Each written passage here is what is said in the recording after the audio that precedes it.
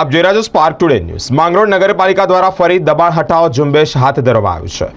જલજાપા અને ગાંધી ચોક વિસ્તારમાં આવેલા 10 થી 12 કેબિનોને દૂર કરવામાં આવ્યા છે। માંગરોળ નગરપાલિકાના ચીફ ઓફિસર દ્વારા પાલિકાની ટીમ અને પોલીસના કાફલાને સાથે રાખીને દબાણ હટાવવાની કામગીરી શરૂ થઈ રહી છે।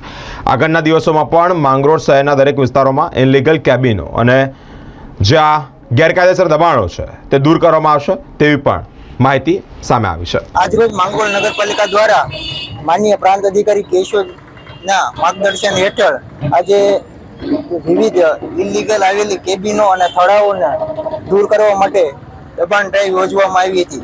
આ અંતર્ગત ગાંધી ચોકમાં 10 થી 12 દુકાનો હટાવવામાં આવી છે અને આ ઉપરાંત જેલ જાપા ઉપર 5 થી 6 દુકાનો હટાવવામાં આવી છે।